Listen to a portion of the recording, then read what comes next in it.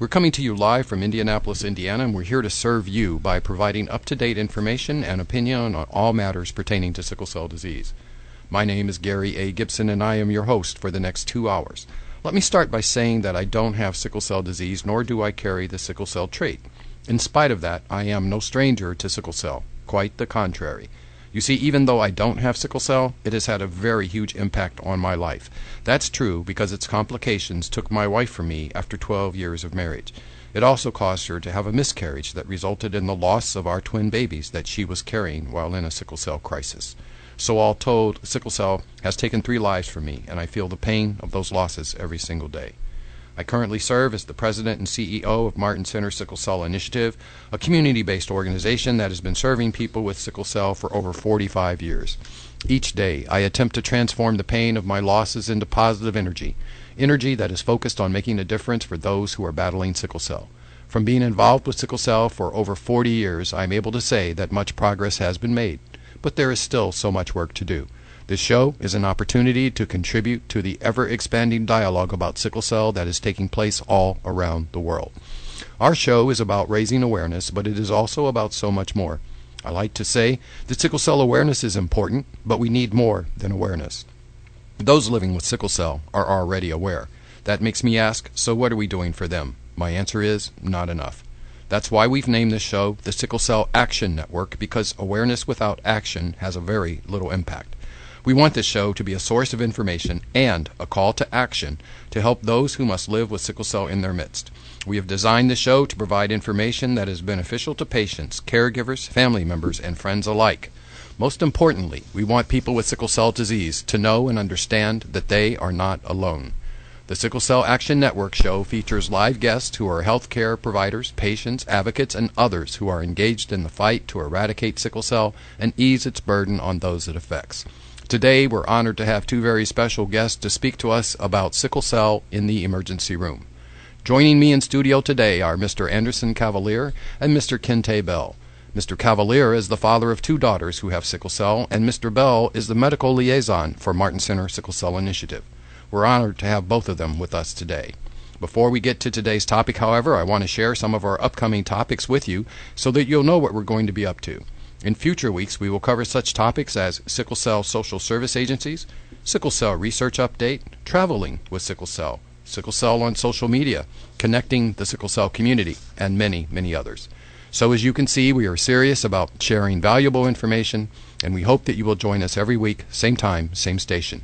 If you've missed some of our previous editions or wish that you could listen to them again, don't worry. Just go to the Martin Center Sickle Cell Initiative YouTube page, and you'll find them there. Now, let's get on with our show, and we'll start with this week's edition of Sickle Cell News Updates. Gentlemen, I have some interesting stories to share with our audience today, and we'll go through the news updates, and when we're done, we'll take a quick break, and then we'll come back and we'll start our discussion.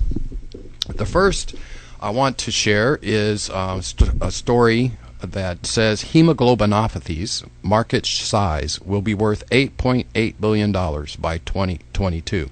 For those that may not understand that term, hemoglobinopathy, sickle cell disease is one of the diseases that fits into the category of a hemoglobinopathy.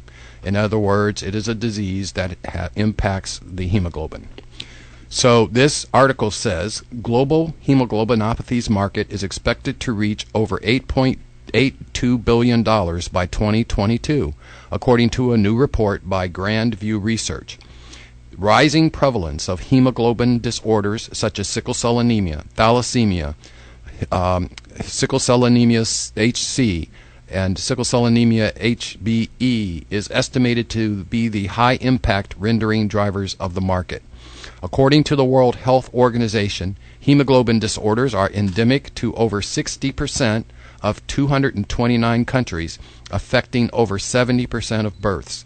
It is also reported that minimum 5% of the world population are carriers of significant hemoglobinopathy variations. Prevalence of hemoglobinopathies is high in low-income countries such as Sub-Saharan region and Southeast Asia. 85% of the affected population in the United States and Europe has ancestral bases in these regions. Governments are collaborating with local institutes to undertake awareness programs for curbing the effect of hemoglobinopathies-related mortality rate.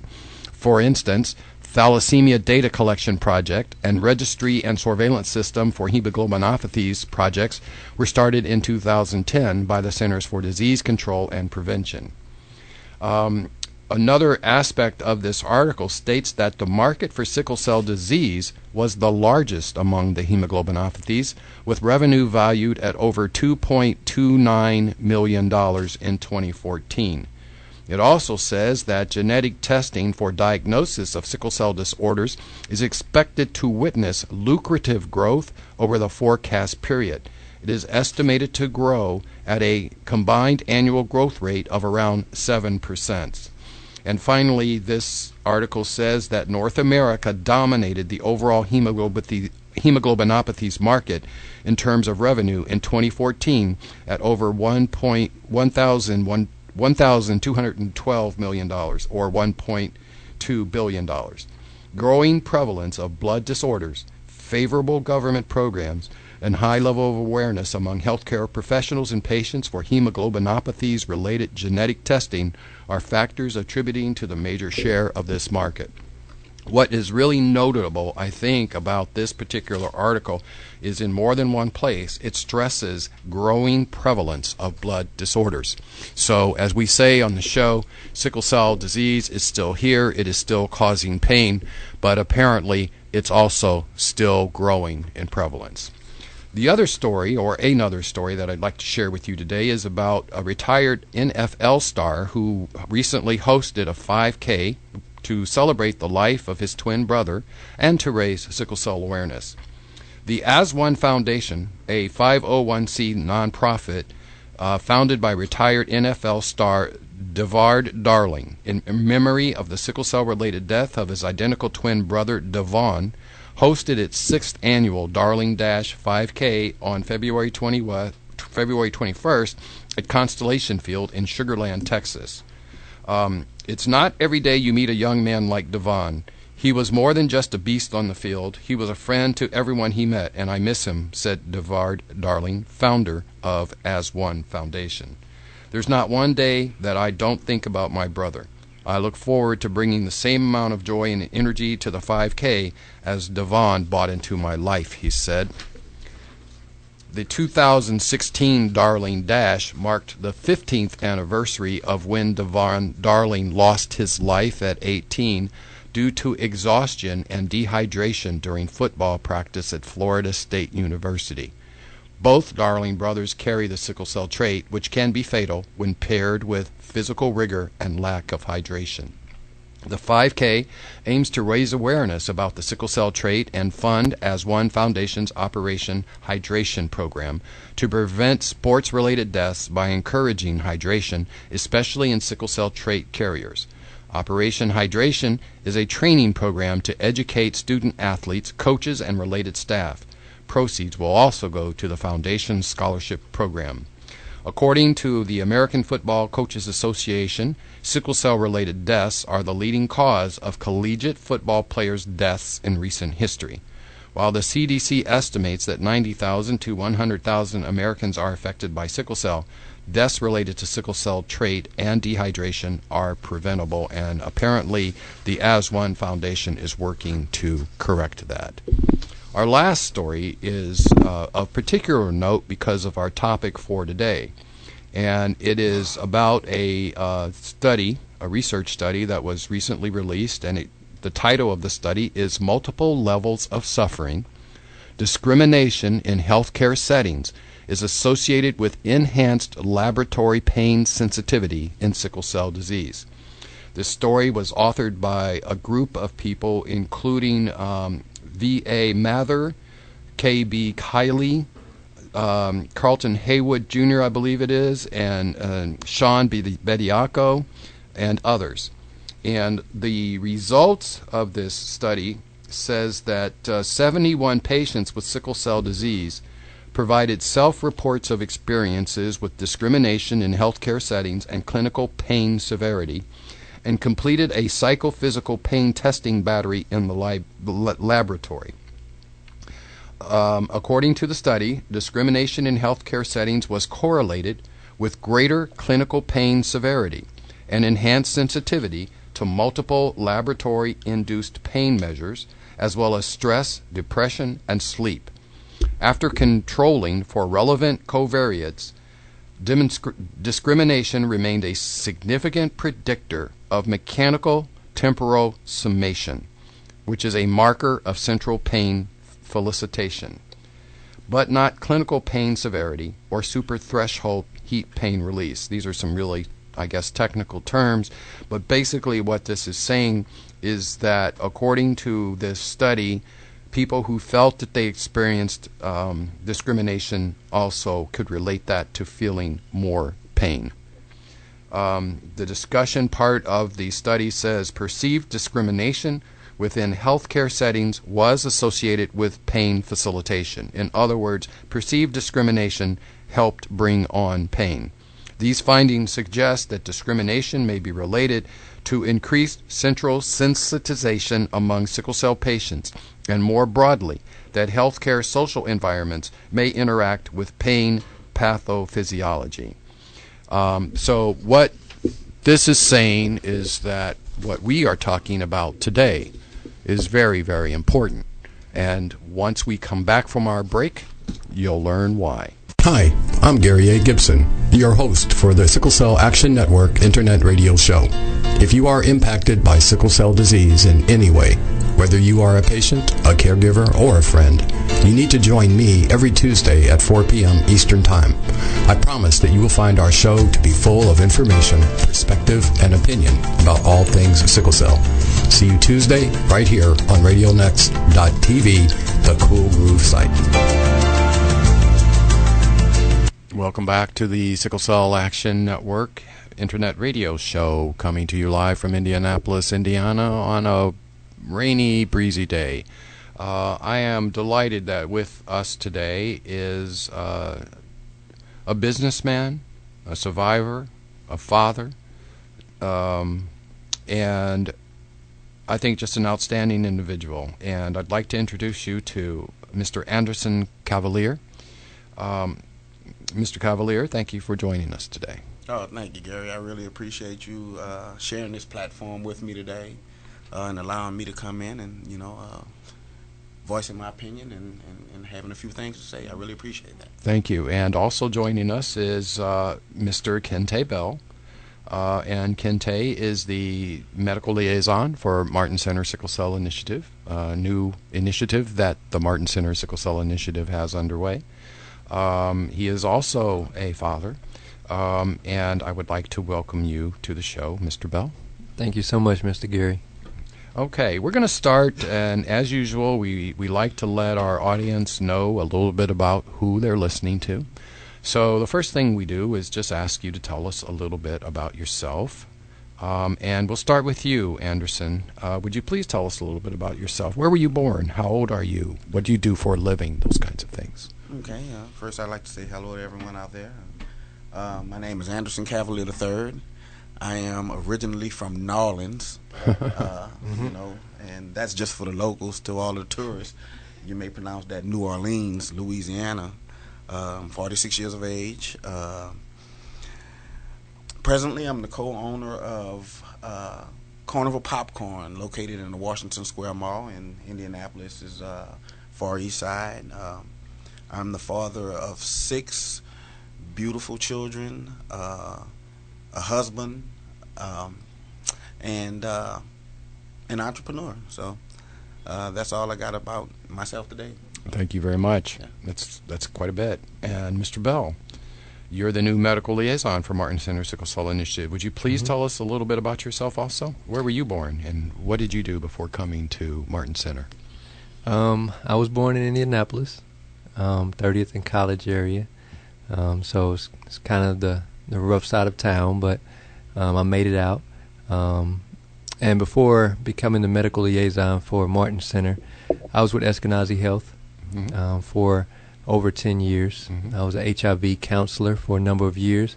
And then I was a program educator. I went into the IPS school system and taught the teenagers about making proud choices. Great. We're glad to have you at MCSCI. Thank you. So, Mr. Cavilear Anderson, you're the father of our 2015 Child Ambassador, Taryn. And she is an awesome girl, and we're proud of her and you too. Tell us a little bit about Taryn, if you would. Okay. Taryn Mackenzie Cavilear is a very beautiful, happy, and ambitious young lady. Taryn is 13 years of age. She was born September 2nd, 2002, in New Orleans, Louisiana as well. Taryn attends Creston Intermediate Academy in Indianapolis. She's in the 7th grade. She's actually an honor student. Taryn was born with sickle cell disease SS. Taryn has had both her spleen and gallbladder removed when she was a young child, very young, as a matter of fact. And like you mentioned, Taryn was the Martin Center's 2015 Child Ambassador for Sickle Cell, in which she actually wants to give you credit today, Gary, because she said that you made her an instant celebrity. So she'd like to thank you for that today. Tell her she's welcome. Yes, Taryn is very outgoing, spontaneous, and fun. She loves animals. She's always busy. She loves to play. She asks tons of questions. And she's always smiling, and she can be a little aggravating at times, but we still love her. But in a good way. In a good way. She's awesome, and so is her sister. And so because of that, you're the father of another young daughter with sickle cell. Tell us a little about Tiana. Well, Tiana Zykiel Cavilear, she prefers to be called Ty. She's a very beautiful and smart young lady. And how old is she? She is 15 years old. Mm-hmm. I don't want to get that wrong. A young girl in 15 going to 16. Yeah. I can kind of get in trouble if I say the wrong thing here. She attends Warren Central High School. She's currently a sophomore. She also has sickle cell disease SS. She's had her gallbladder removed. And Ty was our first child with sickle cell out of 6 children. Mm-hmm. And she actually grew up with us as parents when we were just learning about the disease ourselves. Mm-hmm. And like I said, she's a great kid, and sometimes she could be a little shy, and sometimes she can be very outspoken. Mm-hmm. But she seems to have a good understanding Mm-hmm. about sickle cell, and she kind of leads her little sister in, the right way. Mm-hmm. And we've seen that in action, actually, when we're around the family, and that's great to see. Yeah. She kind of helps her through things. Ty's kind of quiet. She kind of likes to handle her sickle cell by herself. She feels like she's 15 years old and she has aspirations to go to college and Mm-hmm. and do things like that. So, Mm-hmm. she's slowly and finally started to separate herself from us as parents. Okay. And kind of try to do things on her own by herself. So. Mm-hmm. Is that a little hard for you guys? It's definitely hard for me because, Okay. I fear the day that I have to, let her go and she's going to college. I don't know if she's taking her meds. I don't know if she's not feeling well. I don't know if she's on the road, Mm-hmm. Not feeling well, Mhm. and that's my little baby. This is the first time she's going to be out there by herself. It's kind of interesting that you bring that up, Anderson, because it makes me think that a whole lot of parents have these anxieties about sending their kids off to school when they don't have sickle cell. So you've got the double whammy, if you will, of letting go of the child and at the same time letting go of a child that has these conditions, these issues. Yeah. That's going to be tough. Yes, it's going to be tough. And I know that, in the past she's gone through times when, she really doesn't want to have sickle cell. She really doesn't want to have to live like she has sickle cell. She kind of rebels against taking her medicines because she feels like she's going to be okay. Mm-hmm. But me as a father, I know that sometimes she's not going to be okay. And Mhm. sometimes she has to, stick to the routine, Mm-hmm. and kind of triage herself, so to speak, Mm-hmm. when she's out there by herself. And that Mhm. can be a little hard, Right. Right. as a father. Well, we're going to have a show in the future where I think we want to dedicate it to the youngsters, and so we want to bring in several youngsters and let them sit around the table and just spend the day with us, and so we're going to do that. So let them know, both of them, that we'll want them on the show in the future. Will do. And then Kente, so you mentioned just a few moments ago, before coming to Martin Center Sickle Cell Initiative, you worked on HIV/AIDS. Tell us a little bit more about what that was. Yeah, I was a disease intervention specialist. So whenever someone came into the clinic and they actually tested positive for HIV, I was the one who told them that their test was positive. Oh, wow. Right. So I was the first person to actually sit down with them and give them that news. So yeah, that's pretty much what that was. And then after that, it's my job to get them in care coordination, kind of help them through the process.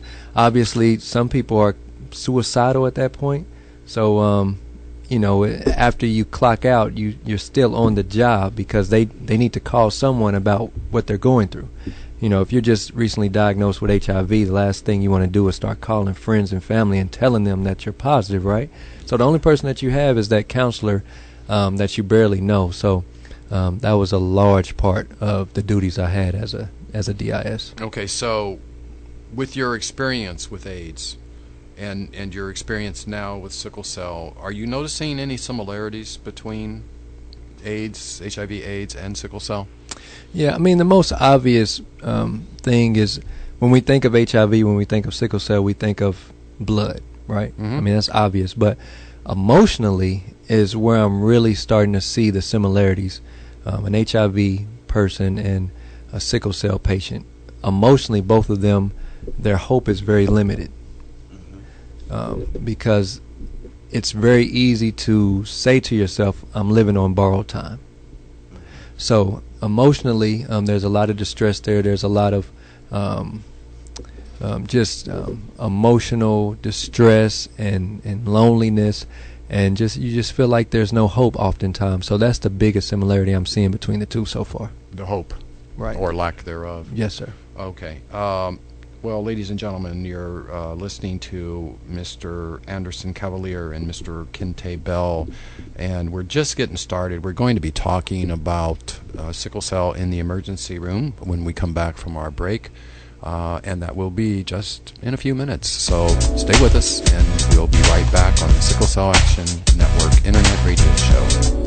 Welcome back to the Sickle Cell Action Network Internet Radio Show. I'm Gary A. Gibson, your host, and we are sponsored by MAST Therapeutics, and would like to thank MAST for their support.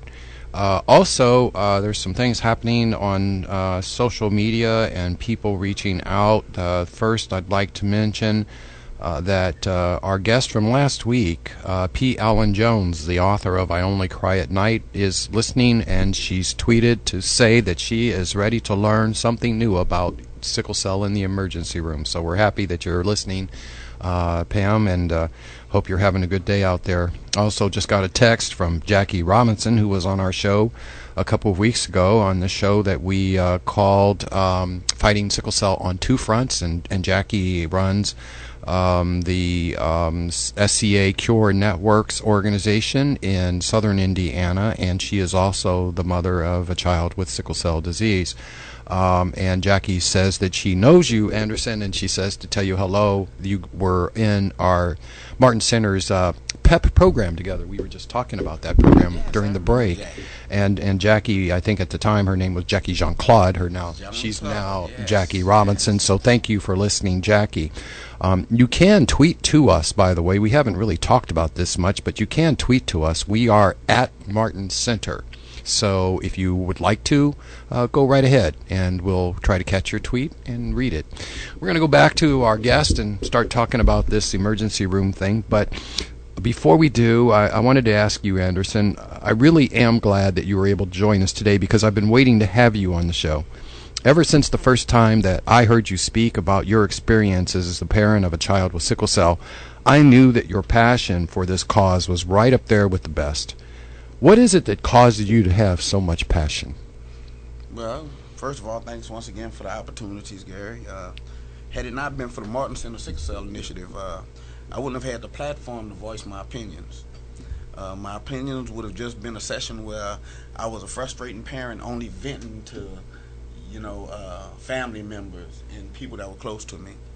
The Martin Center has allowed me to vent and share my feelings and my family's fight against sickle cell with parents like myself, as well as prominent medical and state authorities. But to answer the question, what causes me to have so much passion is simple. It's my obligation of being a father. Okay. I think that my obligation of being a father outrules everything else. You know, it's kind of hard as a father when your child says, you know, words like, "Please, Daddy, make the pain stop." Yeah. And I can't make the pain stop. Right.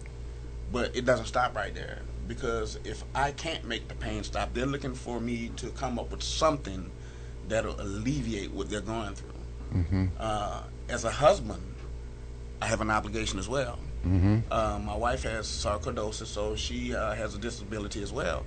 So sometimes, you know, the passion for me isn't even a passion, it's just an obligation.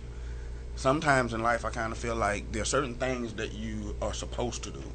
You're not supposed to get a pat on the back from it. And one of those things for me is being a father. Wow. I don't think you could have said that any better. And I'm really glad that you said some of those things that you said, because they're all right on point. Everything that you said is absolutely accurate. And I commend you for recognizing that you have these obligations as a father and as a husband. I also would like to thank both you and your wife, because it is very apparent that you are good role models for those that are parents, and also especially for those that are parents of people with sickle cell disease. So thank you for what you do. Kente, you have a very important job, and honestly it's one that is very unique. That's because, to our knowledge, there is no other project like this one in the United States. Would you explain your duties to our audience, please? Yeah, my duties are twofold. The first aspect of my position is to go into the emergency room departments and to educate the emergency department staff about how to handle sickle cell patients when they enter into the ER and how to properly handle them. Mm-hmm. Second part is, whenever a sickle cell patient has an issue, you know, the Martin Center is equipped and ready for them to voice that to us, and it's my job to reach out to those medical staffs where they had a bad ER experience, and I can try to voice their concerns and rectify those issues so they won't happen again. To try to come up with some constructive solutions. Exactly. So that it doesn't happen again. Mm-hmm. And I think, you know, this is honestly an opportunity for us to thank the Indiana State Department of Health, Yes, sir. for funding this project. And as I said, we don't know of any other like it in the country, maybe not even in the world at this point, but it's definitely something that was clear as a need. When you hear so many people say so many things about ER experiences, it's like, okay, well, we can't let that keep happening. We have to do something. So we worked with the Indiana State Department of Health and convinced them to provide us with some funding to try to take this project on, and we're grateful that they did. And thank you for what you're doing. Yes, sir. Anderson, back to you. I would say that you understand the importance of urgency. We haven't told everybody this just yet, but we're about to. Why I'm saying that is because you and your family are actually among the survivors of one of the worst hurricanes on record, Hurricane Katrina. How many times have we heard people talk about Hurricane Katrina? Well, folks, we have in our studio right now Mr. Anderson Cavilear, who was, along with his family, survivor of Hurricane Katrina. What was that experience like? Well, first of all, Gary, the experience was unlike anything I'd ever experienced in my life. Me and my family left New Orleans, which we thought was going to be a 3-day thing. We'll be back in New Orleans. And we ended up staying in Indianapolis. As a matter of fact, I'm still in Indianapolis. Right. The rest of my family has gone back to New Orleans. Okay. It was devastating. Mm-hmm. You know, we lost everything that we had. Mm-hmm. And did you leave before the hurricane hit, or were you there when it hit? well, we left before it hit. Before it hit, okay. A lot of people don't know that, you know, it was only a 36-hour window that we had for Hurricane Katrina. It wasn't supposed to hit New Orleans. It was supposed to hit the coast of Tampa. Right. And it made that abrupt left-hand turn into the Gulf. Mm-hmm. And at that particular point, we had 36 hours to get out. But in reality, it wasn't 36 hours because we couldn't evacuate until Mississippi opened all its lanes outbound.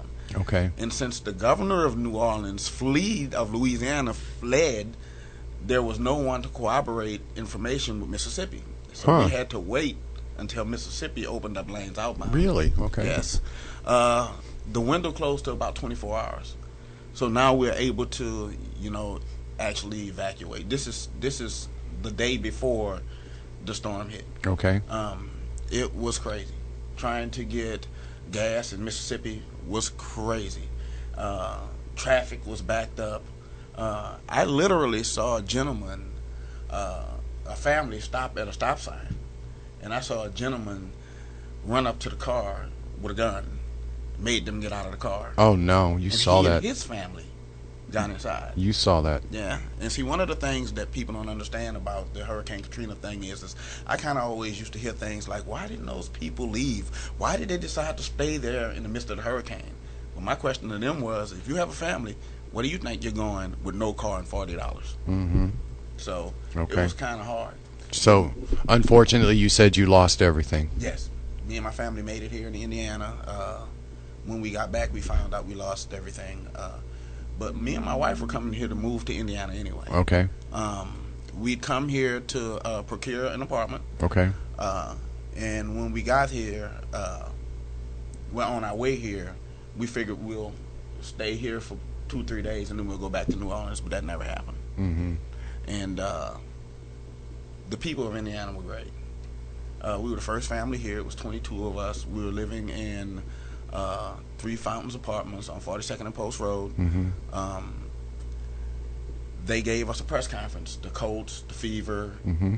The keys to the city, Mm-hmm. and everything. But the people is really, really what, my mom had never left the state of Louisiana. Okay. And she said they treated her like a queen. She loved the fact that they treated her as well as they did when she was here. Right.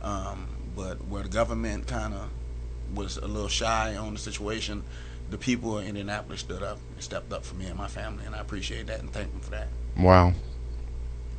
Sorry that you had to go through that experience. Sorry that you had to lose everything. But as they always say, I'm certain that something good came from that. And some of what you've said, I think, shows that. I mean, you were greeted warmly.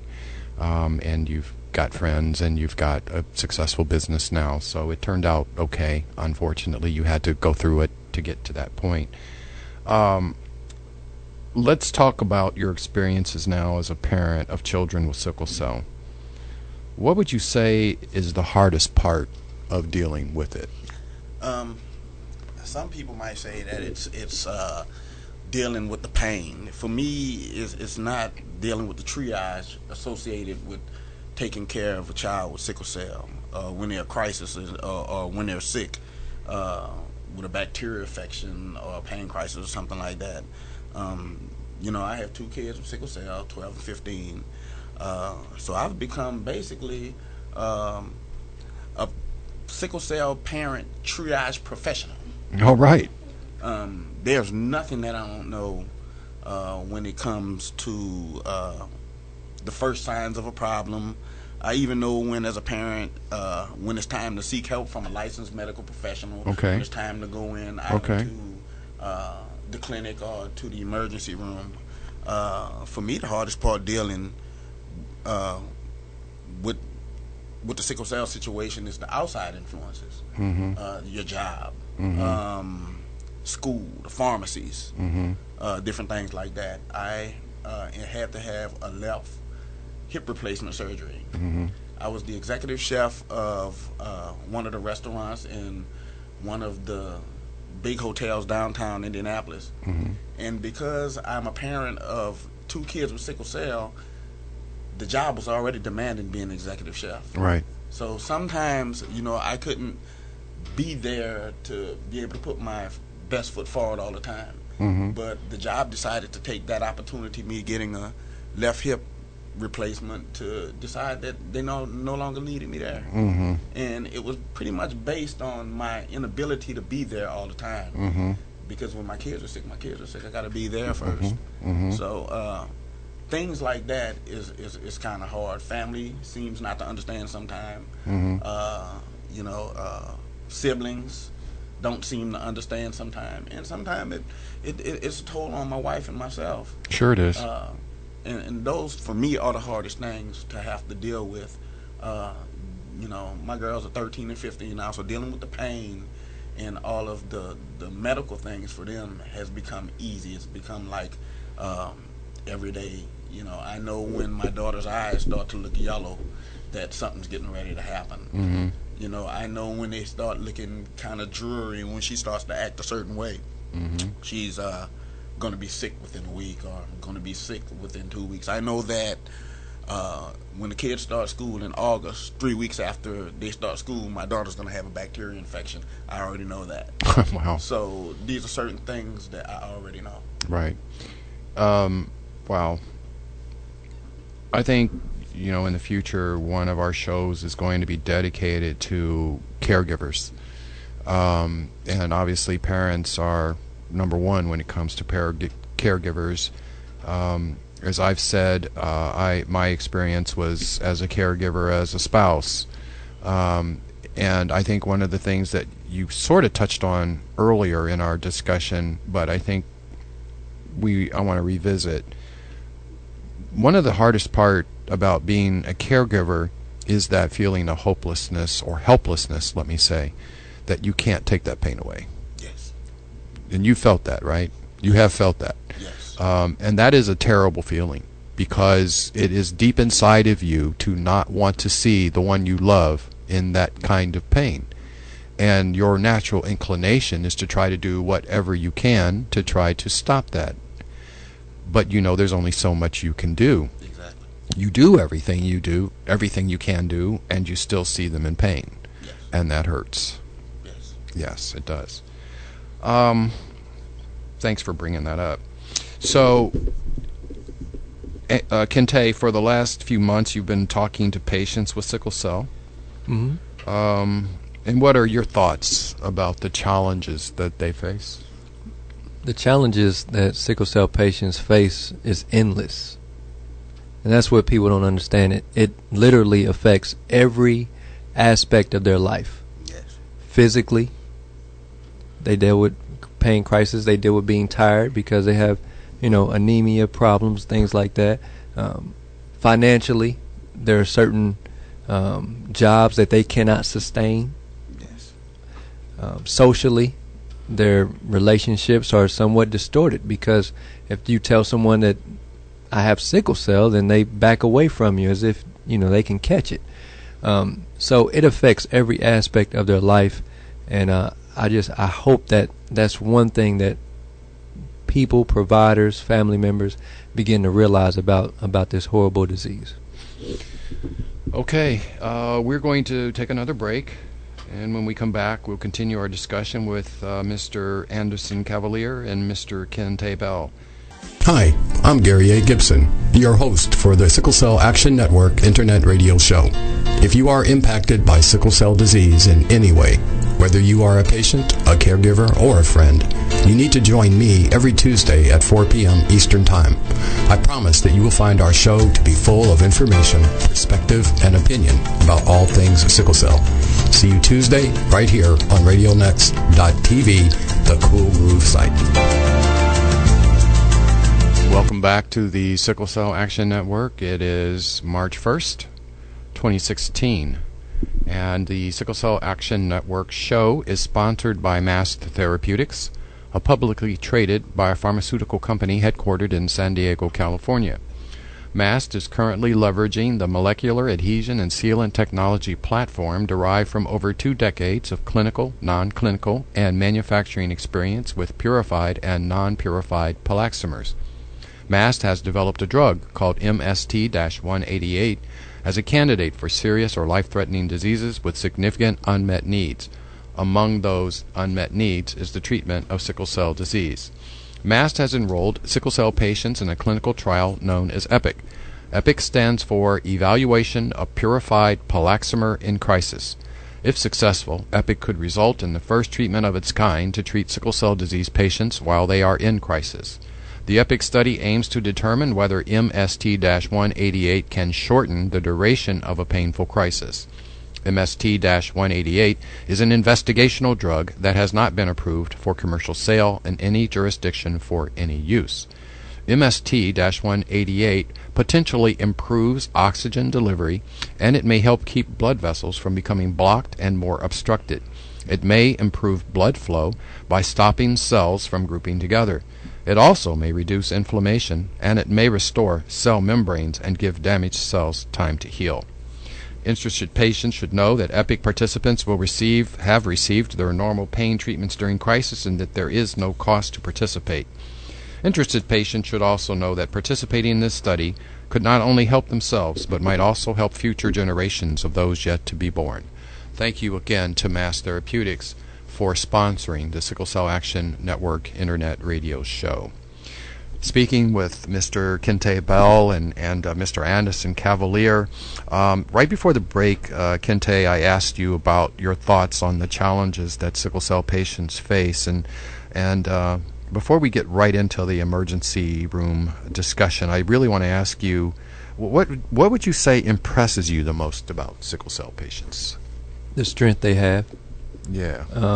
Because of all the issues that they have to face and how it affects every area of their life, every day come in contact with sickle cell patients that show a great amount of strength.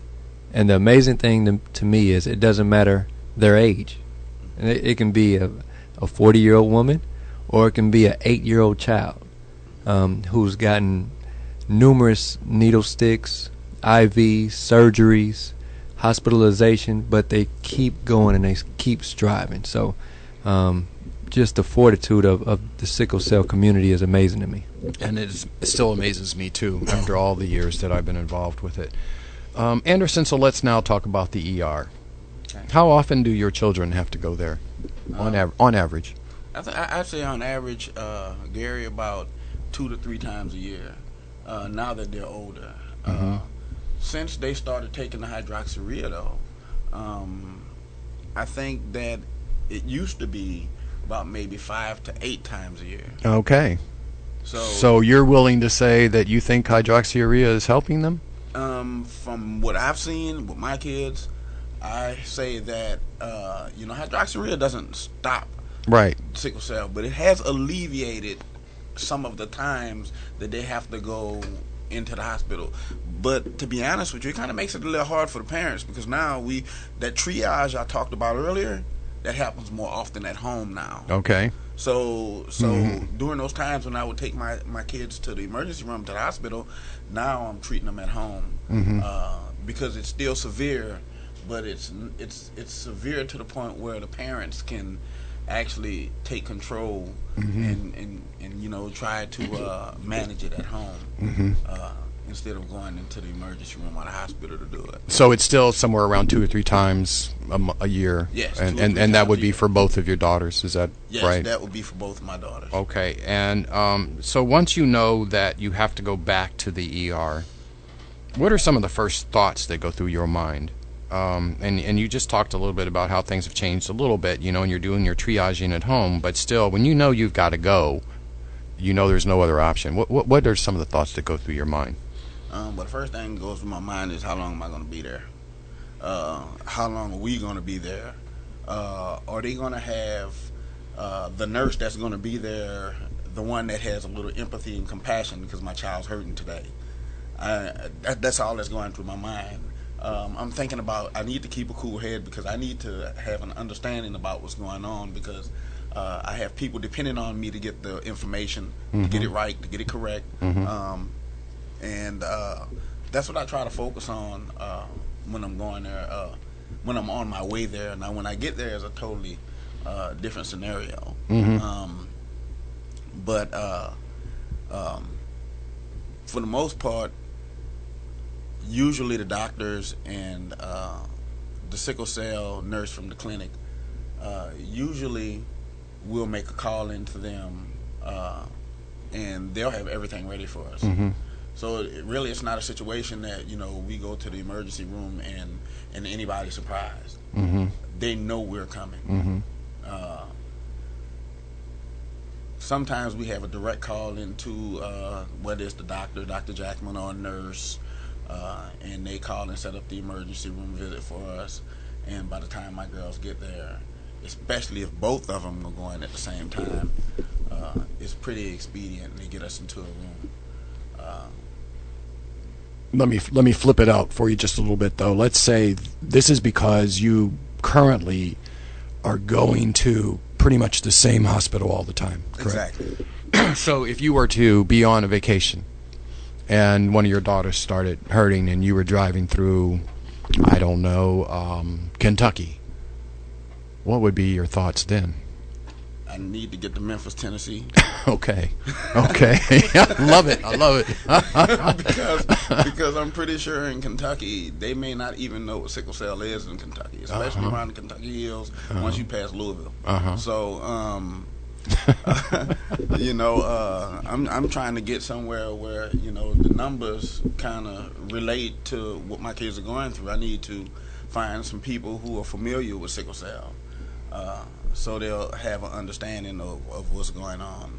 Yeah, ladies and gentlemen, we laugh a little bit. It's not really funny, but we laugh because it was funny. But we want that out there, that there are places where you go where they don't know what to do still, and that's what a concern is, and we want to ensure that even if you are in a major metropolitan area where there may be more experience in the medical facilities with sickle cell disease, you probably will not realize that there are large pockets of this country in the United States, and definitely pockets around the rest of the globe, where people do not know what to do when you come in to emergency room with sickle cell. So that's why it was funny, but it wasn't. You want to skip entirely through Kentucky to get to Memphis, where they do have experience and expertise in dealing with sickle cell, and you already know that. That's good too. Yes, that's good too. Kente, one of the things that you speak to healthcare providers about is cultural competency. Mm-hmm. Would you explain what that is and maybe give our audience an example or two? Cultural competency is the willingness to understand the background, the beliefs, and even the struggles of the patient that you're dealing with. So, for example, I spoke with one of our members, and he told us about how when he goes to the ER, when his children has a crisis, and his wife is not there, they don't ask many questions of him. They just kind of tell him what they're going to do, how they're going to treat the children. And he wants that dialogue there. Another example would be, he also explained to me that when his wife is there, they speak directly to his wife, and they don't look at him at all. And to him, that they're disrespecting him. They're not showing cultural competency. Mm-hmm. So that's a poor job on the ER staff's part on showing what's important to that family at the time. And then, so why is cultural competency so important when it comes to treating sickle cell patients? It's very important because, first of all, when a patient is in crisis, you want them to start the relaxation period. You want their body to relax, and the more offensive they are, because you're breaking these important issues that they have and that they desire for you to handle, it can cause their body to be more tense. And the more tense their body is, we all know that blood flow can be restricted. So that's why it's more important for medical staff members to get that done. And then this thing makes me think of the news story that we read earlier in the Sickle Cell News Update with the study that they talked about, Mm-hmm. how cultural competency has an impact and may in fact add to the pain issue that patients are facing when they go and they don't feel like people are treating them fairly or they are discriminating against them. Anderson, I'm going to ask you to give us two examples. The first example that I'd like you to share is one in which you felt that an ER experience was great. And then the second example is one in which you felt that the ER experience was terrible. And would you please share these with us and tell us what made them so good or so bad? Okay, well, we can start off with the one that was great for us, and it's kind of touching on what Kente was talking about, because I think he and I had that conversation. Yeah. Okay. one of the great times was, and it's a bad time because both of my girls are sick at the time, and we go to the emergency room. But because both of my girls are sick at the time, they have to put us in 2 separate rooms. So that means that, me and my wife aren't together. We're split apart. So now, the nursing staff and the doctors have to actually pay attention to me. They have to actually pay attention that I'm there. They have to actually give me the respect as the father of my kids and not just some guy that's there. I think that's one of the biggest problems that I face as a father going to take my girls to the emergency room, is that nurses seem not to want to give me the information that I need, or not want to acknowledge the fact that I am there for my kids to be able to do. Why do you think that is? You want the honest truth? Yes, I do. Fathers aren't there most of the time. Okay. That's the honest truth. Okay. And sometimes the old bad apple situation. Mm-hmm.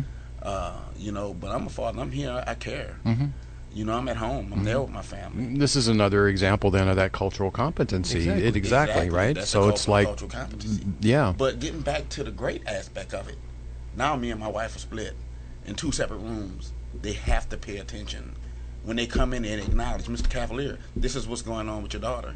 And they have a little empathy and they have a little compassion because 2 kids are in there. Mm-hmm. And I'm seeing that. Mm-hmm.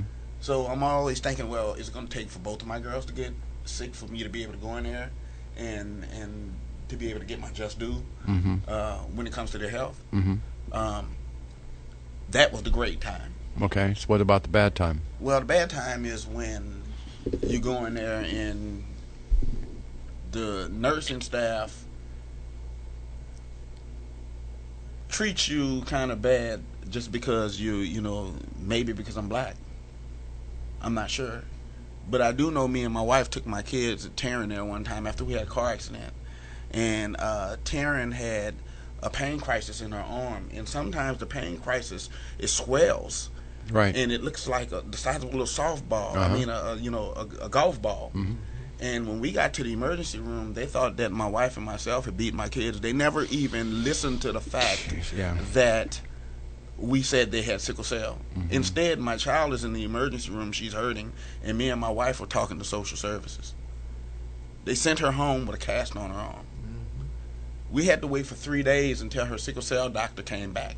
Mm-hmm. And when her sickle cell doctor came back, we took her in. And her sickle cell doctor wanted to know, why does this child have a cast on her arm, and it's obvious she's going through a sickle cell pain crisis. Her arm is swollen inside of the cast. Mm-hmm.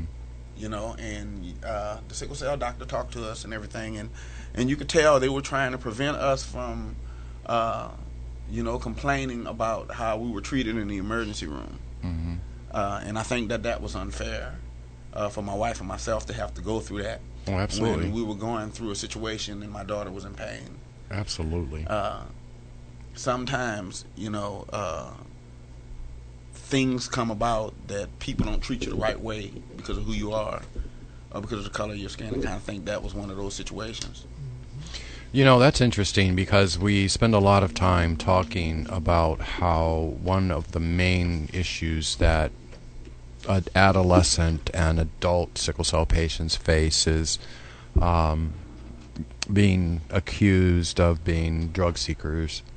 And here's a totally different kind of situation. You are being allegedly accused of beating my child. Beating your child.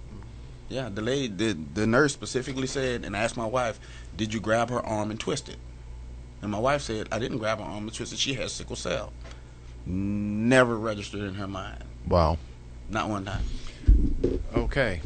So that shows you we have a lot of work to do still, and that's what we're trying to do. Kente, you refer to a peer-approved protocol for treating sickle cell patients who come into the ER crisis when you're out there to educate people. What are some of the very first steps that are recommended when a patient checks in with the triage nurse, and why are they so important? Well, one of the first things that you want to do is make sure that this person is a sickle cell patient because of the malingering issue. So I understand that ERs have to deal with that. So go into the database, see if they have any history of ER visits pertaining to sickle cell or any appointments pertaining to sickle cell. That would minimize a lot of time there. Secondly, we want to get them pain medication as soon as possible. Absolutely. So even if a physician can sign off on certain pain medication, there are nasal medications that can be done. So we definitely want to do that. While they are in the midst of getting that pain medication, let's begin Gatorade for the hydration of their body. Even if you want to give them oxygen, it wouldn't help. It wouldn't hurt. It might even be a placebo effect on them. And definitely get an IV started. So those are some quick things that we can definitely do when they come into the ER. All right. We are going to continue our discussion very shortly. We're going to take a break, and we come back. We will talk with Mr. Cavilear and Mr. Bell some more about sickle cell in the emergency room. Internet Radio Show. I'm Gary A. Gibson, your host. The Sickle Cell Action Network Internet Radio Show is brought to you as a service by Martin Center Sickle Cell Initiative. Martin Center Sickle Cell Initiative is a 46-year-old community-based organization in Indianapolis, Indiana, providing services to people that have sickle cell disease. We have a wide range of social services that we offer, including a monthly support group, a food pantry and hydration program, emergency financial assistance, transportation assistance, and others. And in addition to that, we participate in educating the community by being involved in several dozen health fairs a year, out there with the community, sharing information and literature about sickle cell, educating thousands of people each year. We also advocate. We will do whatever it takes to try to improve the conditions for those that have to live with sickle cell disease. And this internet radio show is one of those things. We're glad that with us today is Mr. Anderson Cavilear and Mr. Kente Bell. We're talking about emergency room. And now I'm going back to you, Anderson, Mr. Cavilear. I'm going to ask you, are there any differences between the ER experiences between New Orleans and Indianapolis? And if so, what are they? Yes, there is differences between New Orleans and Indianapolis, and I think I kind of mentioned it earlier. I think the difference is New Orleans is 88% black. So when you go into the emergency room, whether it's Tulane Medical Center, whether it's Charity Hospital, whether it's the Children's Hospital, people are familiar with sickle cell. You almost have a situation where there's maybe a separate line for sickle cell people that's in there. You know, my kids aren't the only ones that's in there. So when you say sickle cell, everybody's moving.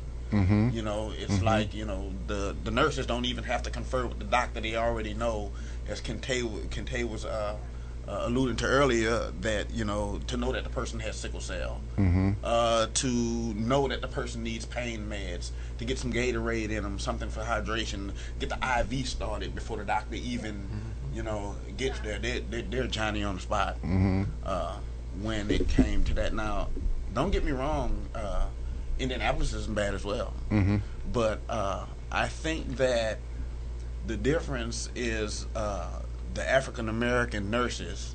I think there are more of them in New Orleans working than there are when I go to Wishart Hospital, or if I go to Community East, or if I just happen to have to go to the Children's Hospital. The several shows back, we had Dr. Emily Meyer on our show. She practices at the Indiana Hemophilia and Thrombosis Center, and she is a pediatric hematologist. And she talked about, she came here from the Washington, D.C. area, and she talked about how much different it was between Indianapolis and there. We're not really using Indianapolis as a focal point, but it's just as an example to say that, depending on where you are, there's going to be different levels of expertise and treatment. And so in areas where there are higher concentrations of African American populations, you will find that these problems that are encountered in other areas are not as prevalent. So in other words, in places like New Orleans, places like in Atlanta, and in Atlanta is an example where just within the city of Atlanta alone there's more sickle cell patients than there are in the entire state of Indiana. You find those kinds of things, and as Dr. Meyer told us, when you have a hospital or a clinic that has hundreds of sickle cell patients in that clinic, the experiences are going to be different because there's a lot of experience dealing with them. And so we know that around the rest of the United States there are large pockets, as I said earlier, of areas where there isn't a high level of concentration of African Americans, and those people that do live in those areas are susceptible to some of the problems that we want them to avoid. So that's why I asked you about the difference between New Orleans and Indianapolis. I sort of expected what your answer was going to be. Well, Gary, I actually have another scenario for you. Okay. Living in Lafayette, Indiana. There you go. That was, the concentration there is even lower than yes. Indianapolis. Yes. And me and my wife are there, and we're getting ready to have Tayana, and they want to test us for sickle cell, right? Mm-hmm. So, they go and test my wife and tell my wife that she's a trade, and then comes back to tell me that I'm not a trade. Mm-hmm. I know that I'm a trade. I was in the Navy. The Navy makes you wear a big red dog tag to let everybody know that you are a sickle cell trade. I'm telling the lady and explaining to her, ma'am, the test must be wrong. I am definitely a sickle cell trade. Mm-hmm. And you know what she told me? Right. Oh, the Navy is biased. They just assume just because you're an African American, oh my gosh, they gave you a red dog tag. And I'm thinking, well, you weren't there when they took my blood, and you weren't there when they ran everything they ran and gave me the red dog tag. When I got to New Orleans and I was telling this to the doctor in New Orleans, after she tested me and told me that I was a sickle cell trait, that they didn't know what they were doing in Lafayette. They had no clue. No, that's for sure. No idea. That's for sure. I've had 2 guests on the show since we started that have talked about living in Lafayette, Indiana, and how bad it was. And in fact, they just left Lafayette, and when they got sick, they came to Indianapolis. Yes. I just didn't even want to deal with it anymore. So I understand what you're saying. Kente, another part of your job is to work between patients and providers to try to help improve the ER experience for them. You sort of touched on that a while ago, but would you please give us an example of how this works? Yeah, it's very similar to what Mr. Cavilear is talking about. So let's say Mr. Cavilear had a recent experience where one of his daughters had a horrible experience in the ER. He calls me up, and it's my job to reach out to that same hospital, that same emergency staff, sit down with the emergency staff director, and let them know what happened and the concerns of the family, and try to rectify it. Tell them about the protocol that is in place, and the one that we would love for them to use as a fundamental base whenever a sickle cell patient comes into their facility. Okay. And now back to you, Anderson. No, actually, I'm going to stay with you, Kente. Okay. So when sickle cell is doing its horrible deeds and putting people into crisis, they sometimes have to let their caregivers take over and interact with the ER staff. If there is there any advice that you would give them to help make the experience better? The best thing I can say is listen. Listen to what the sickle cell patient is telling you. Ask them, what do you need? And do no more than what they tell you. Because at times you can try to do too much and you can set them off and make their crisis even worse. So ask a simple question and just do simply what they ask. Okay. Anderson, you referred a little while ago to your in-home protocol, your triaging, you called it. Talk to us a little bit about that. This is something that maybe others can benefit from. Okay, well, when Tayana was born, me and my wife knew nothing about sickle cell. So there was a good doctor, Dr. Gardner, in New Orleans, made my wife and myself go through a 4-day process in which she pounded into our heads the things that may happen and what to look for. So we had a good foundation. And then coming here to Indianapolis, they added on that foundation, and me and my wife learned what the protocol for us was. And basically that's the triage of my girls when they get sick, because not all the times that they get sick that it requires them to be hospitalized. Right. They taught us things to look for, like I mentioned earlier, such as the jaundice of the eyes, the yellowing of the eyes, swelling, the swelling, them looking tired, and just different things like that. One thing that people don't know is that they gave us a line to call the doctors or the nurses, and as long as my girls don't have a fever, they don't have to go to the emergency room. So as long as we can keep their fever under 100.4, we can keep them at home. Anything over 100.4, they require us to bring them inside.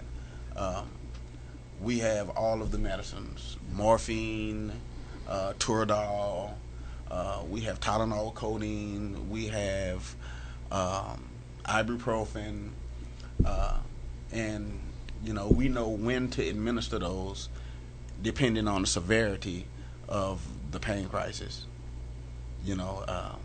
We constantly take temperatures at home to make sure that everything is okay. Just a common cold sometimes can turn into something big. Taryn had a common cold, and the next thing you know, she's in the emergency room 3 days later with an acute chest syndrome. That's kind of like the worst thing you could possibly have as a young kid. Trying to deal with sickle cell is painful, and she could have possibly lost her life. But me and Mom, like I said, we've been versed in the triage. Sometimes, our house looked like a mass unit upstairs.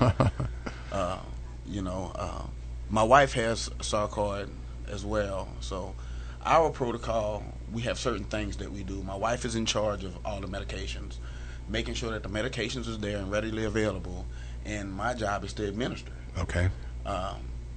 And when the kids are sick, I do that 24, and then I go to work, and then my wife takes it from there. And when we corroborate with each other, and when things get to the point where it's bad enough, we phone a friend, and that friend is Jenny. Okay. From the Riley Hospital. Children's Hospital. And Jenny makes the determination for us whether or not it's time. And then when Jenny says it's time, we already have the bags and everything packed, and we're on our way to the hospital. And usually for us, because we are so close with, the nurses and doctors in the hospital, like I said earlier, they know we're coming. So, it's almost like, walking down to the Oscars, the red carpet treatment. My girls are coming in, even though they're sick. They're being treated like celebrities. It's time to get them in there. So you call ahead, and I mean, you mentioned you talked to Jenny, and Jenny will say it's time to come in. So do you actually call the emergency room folks? No, I don't even talk to the people in the emergency room. Okay. I utilize the avenues that are afforded to me. Okay. The doctor gives us a direct avenue, and Jenny gives us a direct avenue. Why not use those? Okay. So I try to use those and let Jenny and the doctor set the tone. Okay. And Jenny's a nurse practitioner there, and I think really why I wanted to stay on that is we do try to give tips so that people that are listening can know what works for other people. And I think it was 3 weeks ago when I mentioned her earlier, Jackie Jean-Claude, or Jackie Robinson, was on the show, and she talked about the importance of being proactive, and she talked about how she always calls ahead and says we're on the way, and that makes such a big difference. So the key here that I'm wanting to share with our audience is the importance of being proactive. And you and your wife are being proactive. You've got plans, you've got roles and responsibilities that you all fulfill. That's a form of being proactive. So this is something that we would hope that more people do. Get the relationship with the nurse practitioner so that you can call her up and say, is it time? I think it might be. Let me ask you a couple questions, and you tell me, is it time to come in? And will you help smooth the way for me to come in? And so we think that that's a good tip to share. Kente, it's really important for sickle cell patients to know their patient rights. But honestly, it's always better if patients don't have to start reminding providers about those rights. That can usually be avoided when the providers do all of the right things. That includes the discharge process. Would you please share with us what is recommended when it comes time to discharge from the ER? Well, first thing you want to do is definitely make sure that the fever is gone. That's a symptom that the crisis is on its way of leaving. Another thing that you definitely want to do is, ask the patient, how are you feeling? And they might tell you, I feel fine. But you have to remember that they're on pain medication at the time. Mm-hmm. And many patients are discharged far too early. They're still in crisis, and 2 hours later when the pain medication leaves, they realize, oh, man, I'm still in crisis, and they go right back to the ER. Mm-hmm. So we definitely want to make sure that you take your time with the patient, even if it means they might have to stay overnight, or they might need to be admitted. But if that's what it takes for that patient to get through their crisis properly without any long-term damage taking place on their body, then that's what needs to happen. Thank you. Anderson, have there ever been any times when you felt that Tayana or Taryn was discharged too early, and if so, tell us about that. Yes, most of the time my wife will tell you I'm ticking time bomb on the side when I'm in the hospital. I don't want you to try to please me and my wife by sending us home early. I'd like you to get the job done and make sure my girls are fine. Like Kente was just saying that, having a fever is one of the telltale signs of the crisis going away. But to be honest with you, sometimes it's not. Mm-hmm. Because I'm constantly masking my kids with pain medications that treat fevers. Mm-hmm. So, say for instance, if Taryn is taking ibuprofen and Tylenol, mm-hmm. and they're giving her Toradol at the same time plus the IV, mm-hmm. She may have a 98.6 temp. Mm-hmm. But I've had times where, my girls have spent 3 or 4 days in the hospital and they say they're fine, and then they send them home in no less than 5-6 hours. I've got 103 temperature, and I need to bring them back. Mm-hmm. So, sometimes whether it's for insurance purposes, I don't know, but sometimes I feel that they try to rush them out, and they never ask the parents. They don't ask, and they'll ask Taryn, maybe her birthday's coming up, she just want to leave. Mm-hmm. But as a parent, I think they should take a little bit more consideration in asking, mm-hmm. Do you think she's ready to go home? Mm-hmm. And sometimes, for that, my answer is no. I don't think that she's ready to go home. One of the things that is good about the Affordable Care Act or Obamacare that people are always picking on, or at least certain parts of our population are picking on, is that it's important to ensure that hospitals are doing everything they can to reduce the number of comebacks, if you will. And so I think that that's going to be beneficial in our cause as we go forward, that we are, I think, going to see more hospitals being a little bit more cautious about actually discharging, because too many comebacks actually hurts their bottom line. And so I think they're going to become more sensitive to that. I think that we are starting to get near the end of the show. And Kente, I'm going to ask you, you're also educating pharmacists. Mm-hmm. And this is a good thing, and a lot of people maybe don't think about this, but we're talking to pharmacists, and especially about hydroxyurea. Generally speaking, what is the level of knowledge about sickle cell that you've observed among the pharmacists that you've educated? And this is important because they're dispensing medications to people that have sickle cell, so you sort of would hope that they have an understanding. What would you say? It's sporadic. It's kind of surprising. These individuals, they've spent so many years educating themselves, and degree after degree, and being trusted to give meds out to different patients.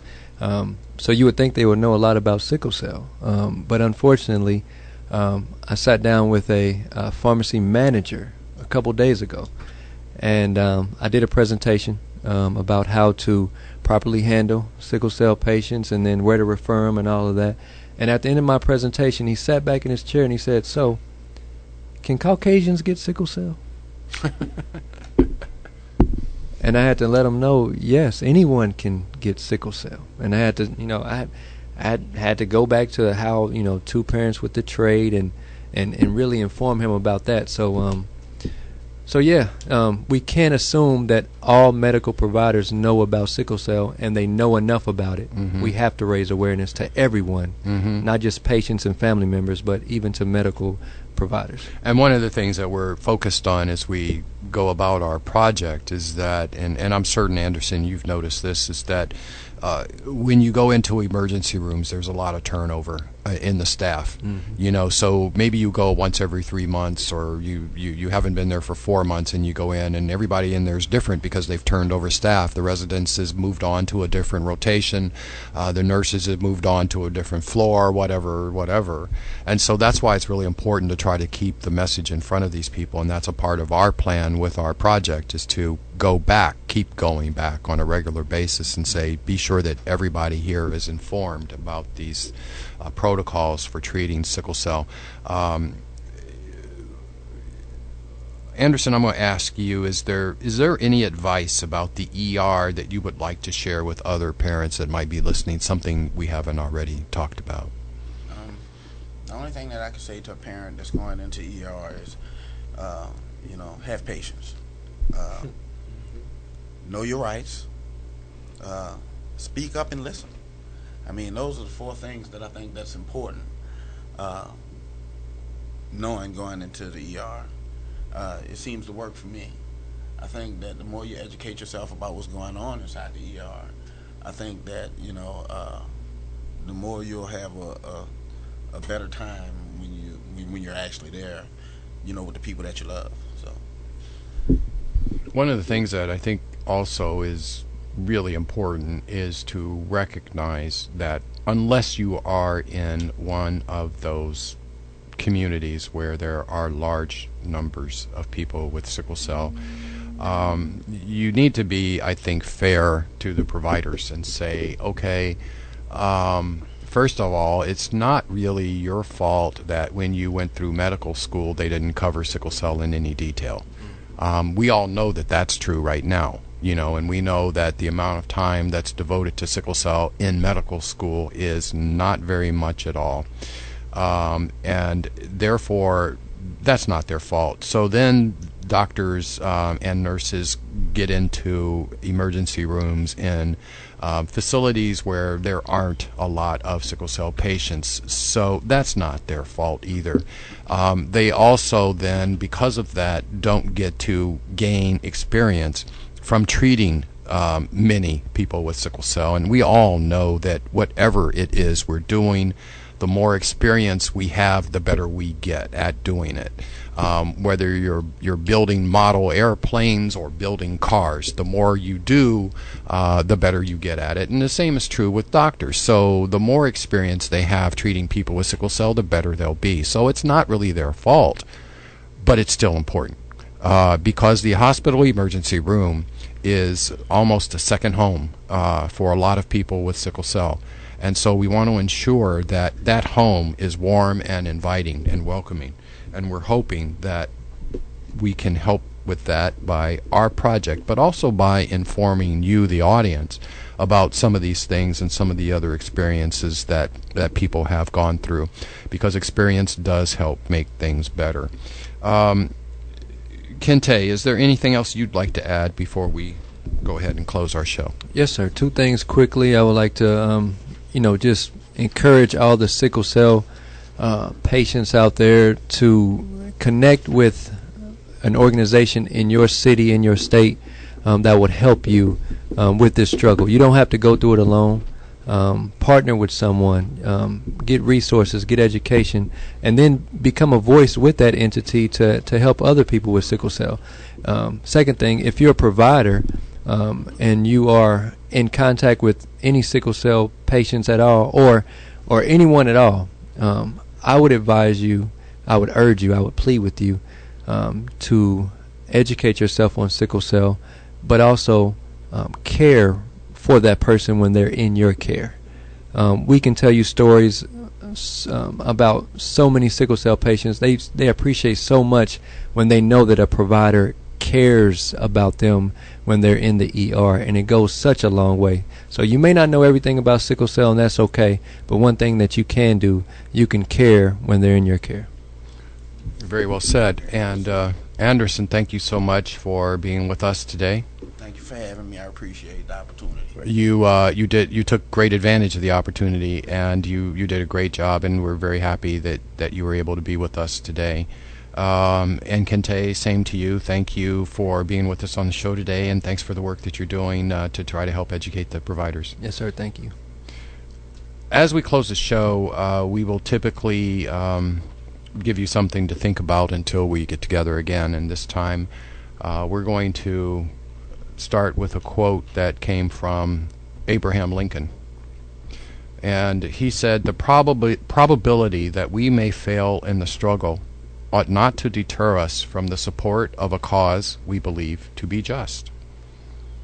Of course, Abraham Lincoln was the 16th President of the United States, serving from March 1861 until his assassination in April 1865.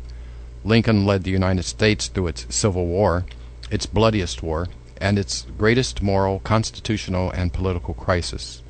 In doing so, he preserved the Union, abolished slavery, strengthened the federal government, and modernized the economy. There's so many causes in our world these days.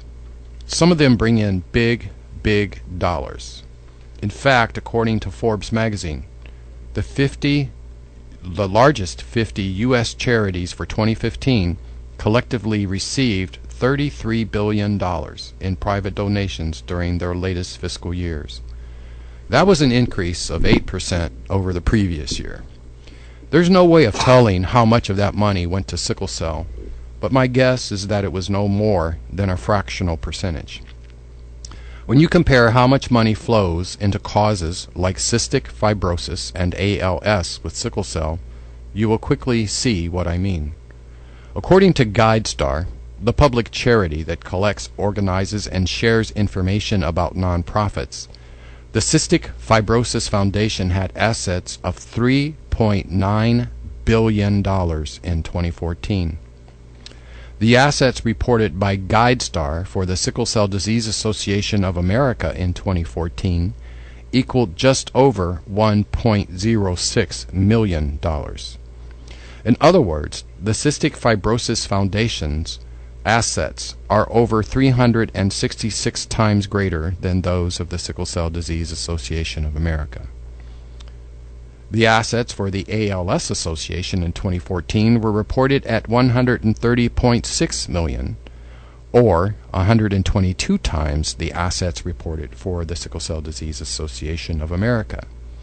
And what about hemophilia, you might ask? Well, the National Hemophilia Foundation had assets of $19.6 million in 2014. Even though hemophilia's assets are nowhere near as large as ALS or cystic fibrosis, they are still over 18 times larger than SCDAA's. This isn't a pretty picture, but it's not all bad. At least SCDAA has about $400,000 more in assets than the National Tay-Sachs and Allied Diseases Association. Tay-Sachs is another rare autosomal recessive genetic disorder, like sickle cell.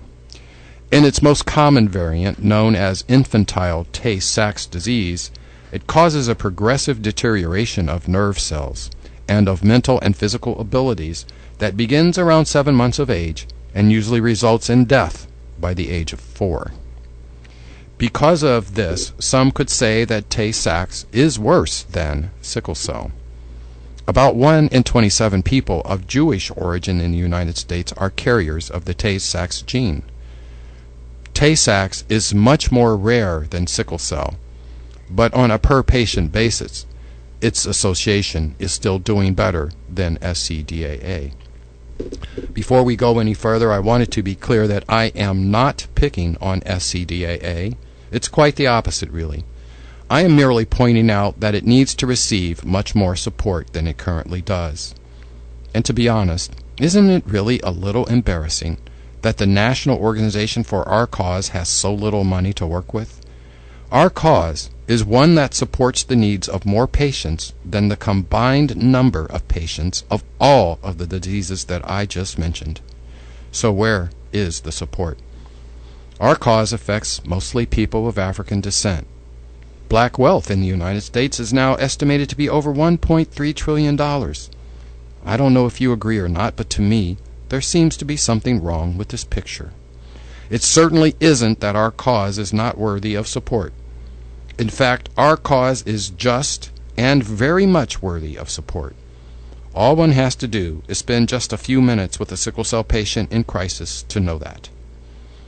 We are failing in the struggle right now, but as President Lincoln said, that should not deter us from supporting our cause. That's our show for today. Please join us again next week, same time.